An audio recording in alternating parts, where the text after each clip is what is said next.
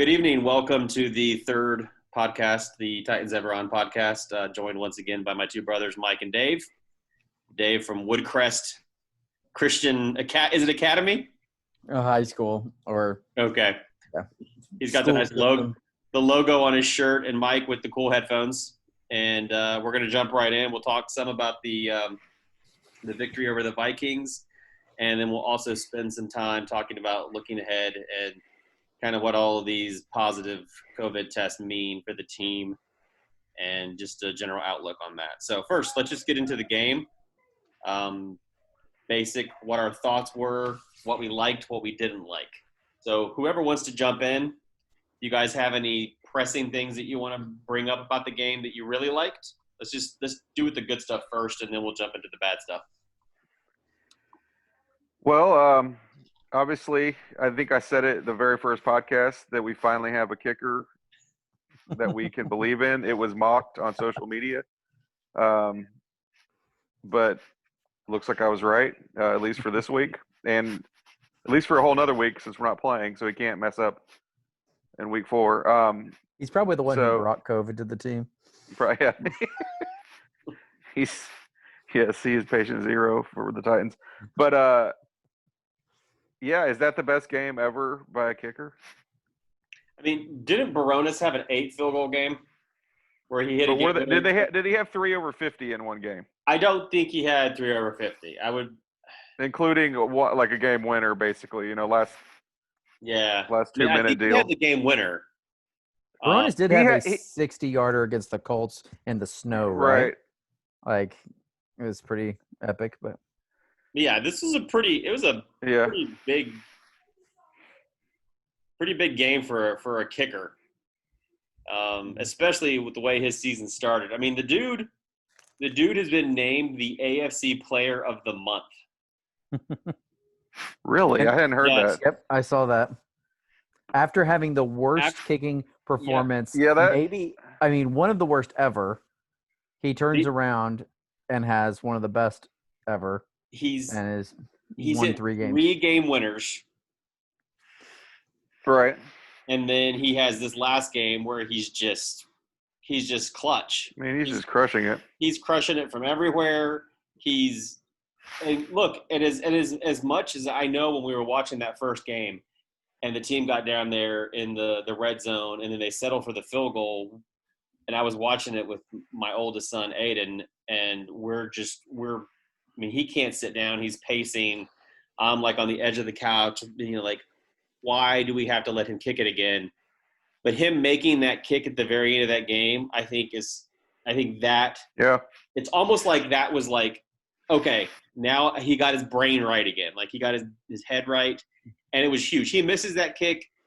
This whole season tailspins for him probably. He makes that game-winning kick, and he's like, okay, I had a bad game, but we still won, and I still contributed to it, and now I don't have to look back. I'm good. I'm good to go. Now, it was interesting to see, like, in the last game, it seemed like he hit some, and I don't remember the yardage of the kicks, but some of the earlier ones were closer. And so it's kind of like, even in that game, it was like, okay, I got this other one, and hit an extra point, and then he like starts kicking the 50+ yarders, and then by the end of the game, he's kicking these like monster kicks to win the game, and you're like, okay, I guess he got his confidence. Like, he just it was it's not like they planned to that at all, but it's almost like in basketball where, okay, you're missing your outside shots, and so you start off and hit some layups, and then you move out a little bit further, and then finally you're hitting again. That's almost like kind of what it seemed like in a weird way. But it was cool to see. Yeah, I mean, to have the kicker come through. Was every kick? I don't think this is true. But was every kick longer than the one before? Because didn't the 55? Like I don't think that's true. I'd have to look back through the stats to see. I know the early ones were shorter, but I don't think. I don't know if they reached like. I don't think successively. Progressively getting longer. Let me. If that's true, and we broke the story, then it's not true. Go global. Okay, Here are the stats. Come on, Dave. The first one was a 39-yarder. The second one a 31-yarder. The next one was a 30-yarder. The next one a 51-yarder. The next one was a point after. And We're not counting that. And then another. Right, we scored 2 touchdowns. But they went for 2 on Oh one. yeah, we went for 2. Yeah, I was like, did he miss? And then finally the 54-yarder and then 55-yarder. So not quite, but he was hitting 30-yarders in the beginning of the game, and then he ended with 2 50-plus yarders. Yeah. So, it's yeah. And the crazy thing is to me is that with that first game, after he had missed some kicks, you're just thinking he can't make anything, and you're really, really nervous. And then this last game against the Vikings, he got to that last kick when he needed to kick the game winner to go ahead and to put the team in the lead. And it was like the longest kick of the day, and I didn't really even feel nervous. I'm just like, yeah, he's gonna hit it. Yeah, he's already hit 5. He's good. And he just goes in there and nails it like it's just nothing. And with room to spare. So that was Mike's, right? You liked the kicking game, and you also got to take a shot at our haters on social media. I did. for knocking us. Yeah. Dave, what's if I were to pull out one thing, I would say probably just what are good things, right?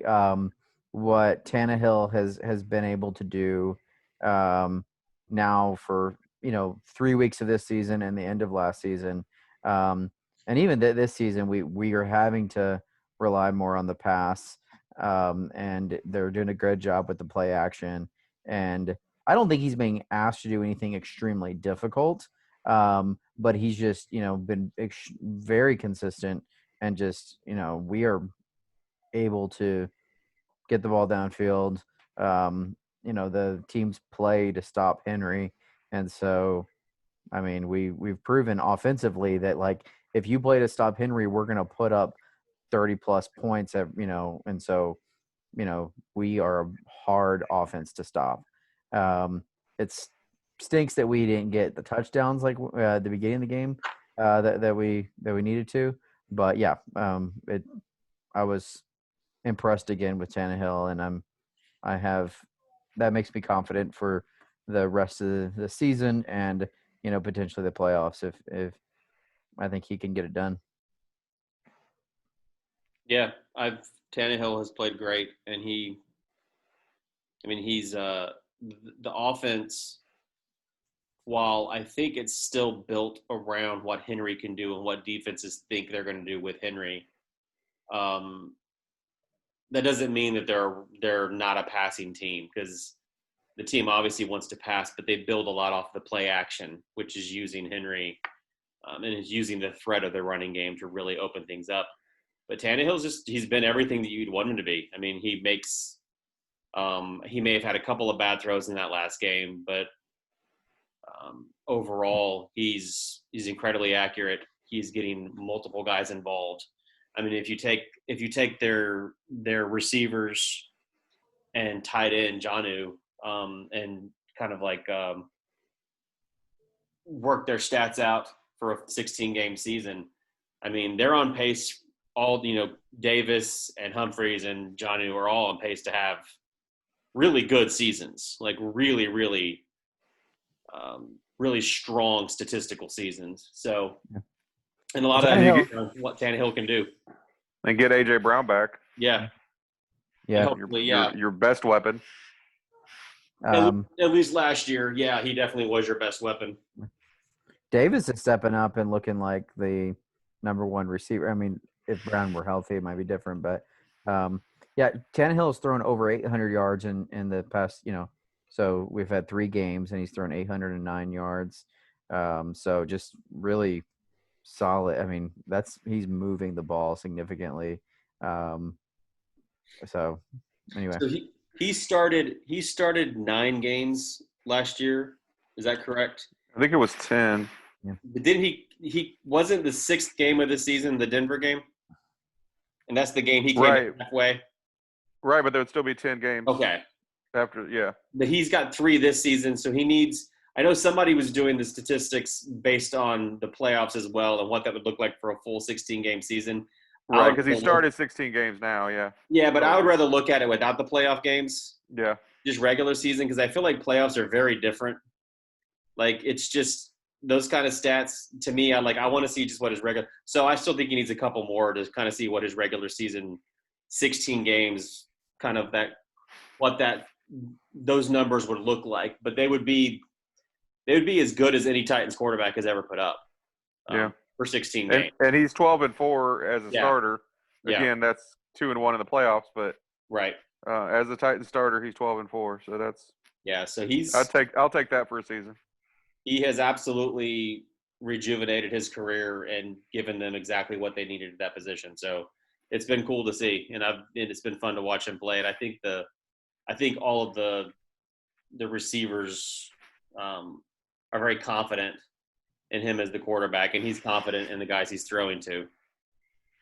So my positive, I would say you guys took probably the 2 of the top ones. It was good to see. I felt like Henry had his best game so far this season.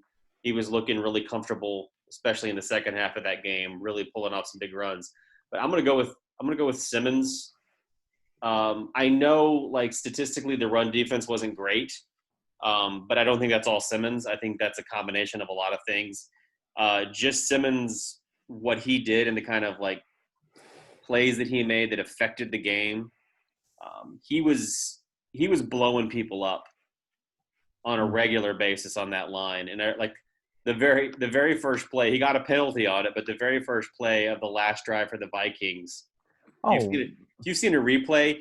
He puts the offensive lineman, like he's backpedaling the offensive lineman faster than I've seen any human being backpedal, because Simmons just ran him all the way into Kirk Cousins and then goes to hit Cousins and kind of grazes the side of his helmet. I mean, it's just that was a crap call. Such a dumb penalty. Simmons, but like that kind of stuff, and they said early in the telecast, and I just laughed listening to it. They said that they interviewed him before the game, and he had talked about he's been watching Reggie White film to kind of learn some new moves and stuff. And I'm like, that should terrify every offensive coach and offensive lineman in the NFL, that this dude is like studying Reggie White. Like, cause he's built, I mean, this Simmons is huge and he's so strong. If he starts throwing people like Reggie White used to do, where he'd kind of like catch them off balance and then just flip them over, toss them. Yeah. So he was a lot of fun to watch. He was, and I think he's only going to continue getting better. So, I mean, he's so young, didn't play a full season last year. He's finally, he's healthy. I mean, I think you could be looking at he could be a Pro Bowler this year in his second year. And I wouldn't be surprised. I know he graded out, PFF had him grading out as one of the top defensive players for the week. So he was my guy to watch. I thought he had a great game.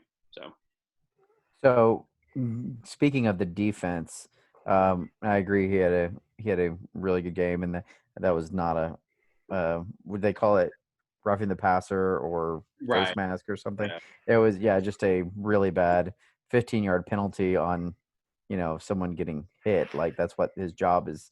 But anyway, overall the refs have kept the whistle. They've not blown the whistle nearly as much, and it's been much more enjoyable because of that, although sometimes really sloppy. Like, they've missed obvious stuff at times, but I think it's been good. I would take that more than the constant flags. So no, I totally agree.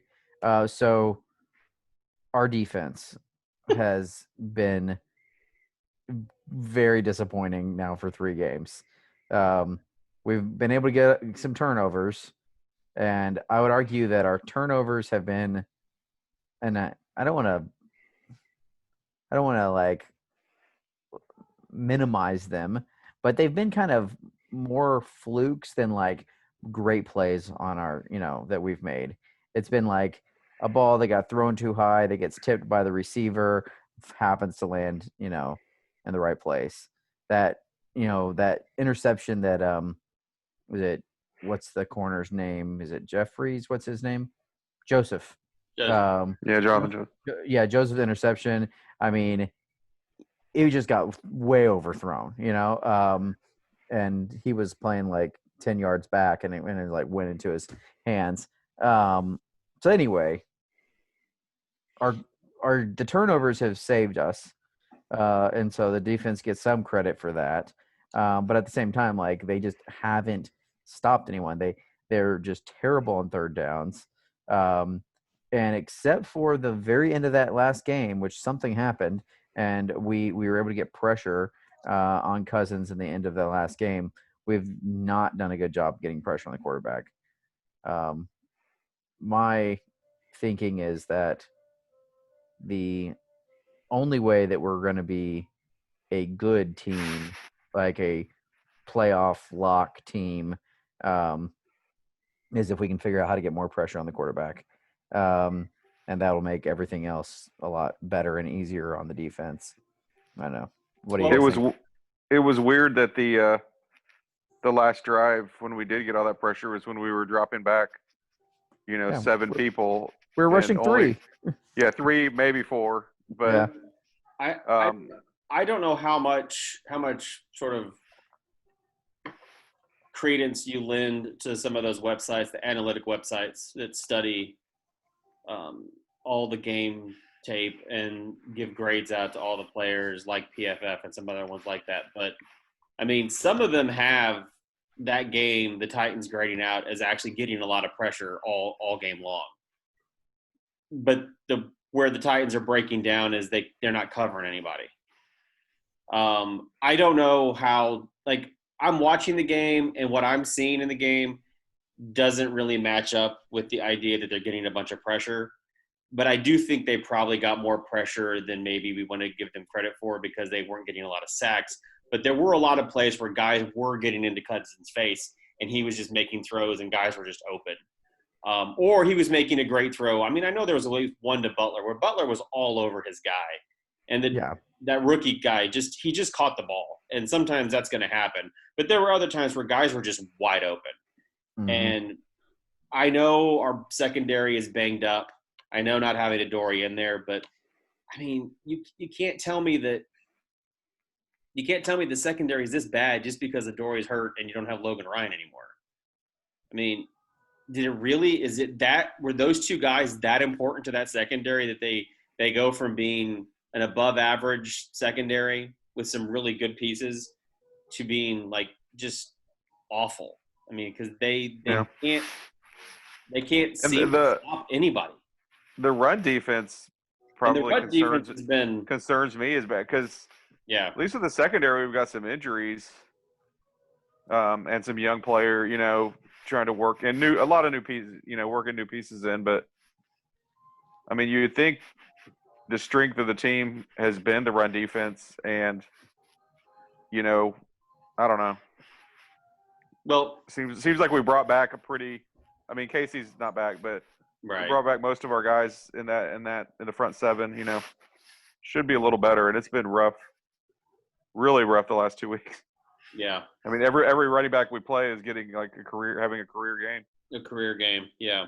I will say this, at least this past week against Minnesota, the first person for the Titans to have tested positive was Shane Bowen, who is one of the linebacker coaches, and he's actually is the defensive play caller.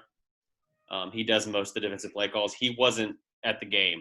Now, of course, you wouldn't have known that by watching the telecast, because they don't tell you anything. I mean, you wouldn't know about. It's like that might be important to let people know that.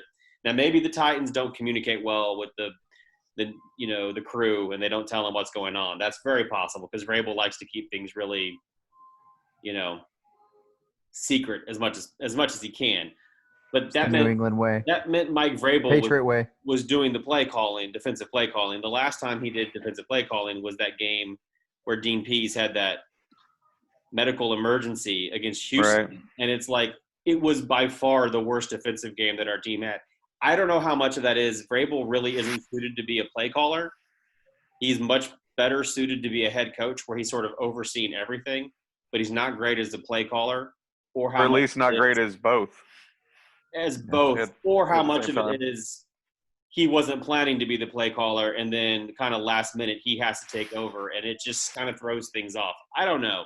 I'm hoping that with the offseason being weird, no preseason, some of the injuries in the secondary, that it's going to take time for them to find their footing. I'm just glad that they're doing it and the team's still winning, because instead of starting off really, really bad and then not being able to learn from it and you're already in a hole, this way they hopefully can learn and get better as the season goes along, but they've still got those wins because their offense has been able to do enough to get some wins in these games. Yeah.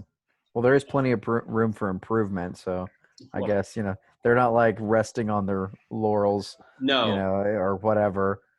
Which, I mean, if I were, they always say that about like Saban in Alabama, how he's like never happy, and they'll, blow some team out like, 60-3, and he'll be like, "Oh, our defense was terrible." Those guys, it's like they miss the coverage all the time, and it's like they only allowed 3 points. It's like, but he sees that, they whatever, weren't covering what they were supposed to. But in the Titans case, it's really clear that the defense is not doing what it's supposed to. But yeah, I don't know. I would love to get some personnel somewhere on the defense, like some other players. When is Jackson supposed to come back? I don't imagine him saving the day. He's a solid cornerback, but he's not Deion Sanders. No, but I would say at his best, he's definitely a number one corner on your team, and he was probably in the top half of like starting corners in the league by the end of last season, maybe even a little bit better. By the end of last season, he was, to me, I thought he was very clearly the best corner on the team, and I think he's so young and has not been actually playing corner, where that's been like his only, like in college he played corner, but he also did track and field, and he never really learned football and practiced football in the way that like guys who focus specifically on one sport, because he was also so good in track. So he's not really been doing it for that long. So I think he'll help a lot. He's not going to fix every problem, but he gives you one guy that's like, he's solid. You know what you're going to get from him. He was supposed to start practicing this week, cleared for practice. Wow. I don't know if that meant that he was actually going to get in the game. Probably not, but he was at least going to be available to practice. They were supposed to get him back in one. Well, maybe with the unexpected bye week, he'll be back for. So let's move on to that. So Titans have they've got a bye week in week 4, which is not awesome. But long season at the end of. Yeah. So what are our thoughts about this? The positives and the negatives of this. What can we? I'm not as, I mean, early bye weeks happen sometimes. And I know every team kind of, whenever they get their bye, they always say it's the perfect time for the bye. Right. And this wasn't expected, but when it's a planned bye, it doesn't matter when it is. Nobody hardly ever says, "Man, I really wish we wouldn't have had a bye week," unless they're just on a huge winning streak. We've got some injuries, so yeah, 8 weeks from now, maybe we would have had more, or whenever the bye week was originally scheduled for. But some key guys with AJ Brown and Adoree, and maybe Taylor Lewan, and so I'm actually, not terribly bummed out by. I mean, obviously I don't want the COVID thing to last any longer, and I don't want more guys to get it and to mess up, guys taking a while to get over it or whatever. But assuming that kind of, that they react to it like other athletes have in other sports and generally get better pretty quick, then I'm okay with, I wish it wouldn't have been us, but hey. Can we just say, just for the record, that our thoughts and prayers are with the people in the Titans that have COVID? Yes. Can we say that? Yes. I'm sorry. Yeah. I actually follow somebody on Twitter who does these videos, Titans stuff, and he had a prayer. He had a prayer video where he was praying. Of course, before he started praying, he's dropping F-bombs, and we all? No, he goes, "It's come to this, guys. It's come to this. I've got to." He's like, "We're gonna pray." So yeah, people are taking it seriously. It is so bizarre. Like I found out about this not living in Nashville, and I was just like on a news website, and it's like Wall Street Journal, and it's like, and I see the Titans, and then I see like a story, and I'm like, what? I'm like the Titans have never been on the front page of the Wall Street Journal. Like they could win the Super Bowl and or like CNN or anything like that. Like that would never happen. And so it's like the Titans helmet. And then I saw the story. It said something about coronavirus and it had the Titans and Vikings. My first thought was, I'm sure it's just about the NFL in general. And then I see a little more closely. I'm like, oh no. I was like, it's probably about the Vikings because no one cares about the Titans. And then I'm like, oh my goodness, no, it's about the Titans having, players with COVID. So we finally get some national legitimate press. People are talking about the Titans, and it's only because coronavirus. Because of COVID. Yeah. Yeah. They probably will get more press because of this than they would if they made it to the Super Bowl. Like, and I'm not just talking about sports press. Like, if they made it to the Super Bowl, of course the sports world, sports media will talk about them because they have to talk about the Super Bowl. But just the press in general, they're not going to care about the Titans even if they're in the Super Bowl. But because of COVID, they'll definitely pay a lot of attention to them. We need to get Trump to be our mascot, and then we'd get like tons of media attention. Yes. Attention galore. Not the kind you'd want, but yeah, you definitely get a lot. You get something. So it'd be phenomenal. So I really wish I could do a good Trump impersonation. Yeah. It's like I want to, because just the way he talks cracks me up. It's just so exaggerated and ridiculous, but I can't do it. I can't even come close to doing an impersonation. I can't do impersonations anyways, but I definitely can't do him. I'm actually with you, Mike. I don't like there not being a game this weekend because this is football season. I want the Titans every week except for their bye week. I don't like their bye week being in week 4 because that's a long stretch of games that they have to play after the bye week, assuming that there aren't other positive tests for other teams or even for their team where they have to delay. I mean, it could be a nightmare going forward with the NFL season. We could have all sorts of crazy stuff happen. But if you're going to have one, this is a good time to get the team healthier, if at all possible, and get some of these guys back. So hopefully there will be no more positive tests so they can get back in the facility early next week to prepare for the Buffalo Bills, the undefeated Buffalo Bills, the MVP candidates, Josh Allen, Buffalo Bills, which still blows my mind. I see that guy can't complete 5-yard passes from the pocket, but you get him out of the pocket and he's John Elway. He's, he's like the greatest quarterback ever. In the pocket, he can't throw a 5-yard out. I mean, it's like 10 yards over the guy's head, but it's like Vince Young type accuracy from that point. But and he can run too. He can run too. He's talented. They're good. Running quarterbacks are. I mean, we pulled They're all out the rage these days. We pulled out a miracle against Lamar Jackson, and so that was good to see because I was running. We don't do well with running quarterbacks. Watson usually just kind of dances all over us. So, but maybe we were able to, we turned things around maybe last year in the playoffs with Jackson, and can do the same thing against the Bills. Back to the COVID thing, just looking at baseball and what they went through. They had a few teams early on that got it, and they seemed to pull,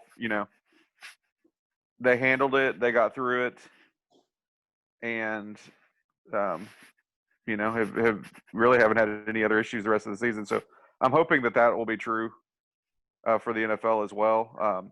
I know it's a different sport in terms of the contact, but they also only play once a week. Baseball plays every day, so there's a lot more chances. Yeah. So I mean, I think those two things kind of balance each other out, honestly. Yeah. And I guess it's possible, especially like an offensive lineman and defensive lineman, to there's so much contact between them that it would be likely to spread between the two of them if one of them had it. But like for the most part, I mean, yes, there's a lot of contact, but like, the exposure has to be like prolonged, not just like you tackle a guy and because you tackled him, now you have COVID. But I guess like on the front line, it would make sense that would be a possibility. These are unprecedented times, and we don't really know. This is a global pandemic, and we've all got to pivot and pivot. Yeah, lots of pivoting. We'll go back to the Bills now, I guess. I would one last little thing, and then we could jump on the Bills just for a couple of minutes before we're done. But I think to me the biggest positive of this being a bye week is that it negatively affects the Pittsburgh Steelers, and I hate the Steelers, so I couldn't be happier that they're having to like completely their season's getting all reshuffled through no fault of their own, and of course their fans are all really, really upset about it, and they're saying the Titans should have to forfeit the game, and the Steelers just get the victory because it's the Titans' fault for getting COVID. So I love it, and they're crying and whining about it, so it's just great. How does it bother them that much? Like, what are they going to do? They're going to move the Baltimore game in week 7 when right, and like so they're just getting an early bye basically. They get win one game shift. And but they also thought they could beat the Titans this week because the Titans had some injuries and they were going to catch the Titans when the Titans were a little bit banged up. So like they had a chance to go 4-0 and Yeah. Anyways, so Buffalo, looking ahead a little over a week from now, what are your thoughts? I guess you don't have to give predictions. We can maybe get that if we do another of these next week too. Yeah. I think they're pretty good. I don't think they're a fluke. They were a playoff team last year. Yep. True. And I mean, Allen is, he's not Russell Wilson, but he's a good quarterback. And they added Diggs this year. I mean, they got 2 really fast receivers. Yeah. I mean, hopefully our secondary will be a little bit healthy when we play them because they could absolutely light us up if we're not. So I think they're a good team. But we've lost 2 kind of fluky games to the Bills the last couple of years. Yeah. The one where we missed a bunch of field goals last year, and then what's the receiver that got cut right after the game? Nick Williams. Because he dropped a touchdown 2 years ago. So we need to beat them. It's time to. We should have beat them 2 times in a row, and we've lost both. So. Yeah. I'm ready for a win against Buffalo. I have yet to see Buffalo play this year, so I don't really have much to say about them. They played Miami and they played the Jets, which isn't saying anything. But they did beat the Rams, who are a decent team. So there may have been a bad call at the end of the game, but they got the call. So they had a huge lead and then they blew it. They blew the lead, and almost lost, but then they ended up making the last scoring at the end to preserve the victory. Yeah, that should be an interesting matchup. So I'm kind of looking forward to seeing what happens this week. See if Buffalo is still undefeated, because it would be kind of cool to have a 4-0 Buffalo and a 3-0 Titans facing off. Who does Buffalo play this week? Do you guys know? I don't remember. The Raiders. They play the Raiders? The Raiders. Yeah, they should win that game. I mean, the Raiders have been okay, though. Yeah. So that should be good. So if we come back next week, we can kind of just recap the whole league, talk about what we liked about it, and maybe some of the games we're able to watch since we're not watching Titans play. And then we can dive a little bit more into the Bills. But anything else? I'll try to watch a Bills game before next week. Get some film on them. Next week will be the quarter point of the season, so we can do our power rankings or whatever. Oh yeah, that's cool. Yeah, for our 7-8 listener viewers. We'll do we'll do our power rankings after this week. Hopefully, we can go back up to our numbers that we had in the first podcast. Yeah, our first podcast. What happened to you people that watched us? Were we disappointing the second week? Did you not notice we had a new one? I don't know. They're not. I thought the second one was better. It was. It was better. We were much more comfortable. We didn't say and like as much the second time. I'm gonna have to. I didn't do that weird thing with my tongue when I drink. Have you guys noticed that I do that? I noticed it watching myself on the video. So I'll drink. Okay, I'm gonna give you an example. Okay, this is what I used to do, and I'm fixing it. I'm trying to better myself. I do.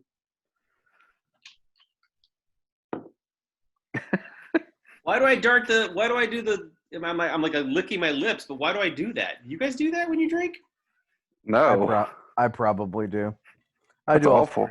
I have all sorts of just bad tics that are just but I saw myself on camera the first week, and I thought to myself, I hate myself. Stupid. What am I doing?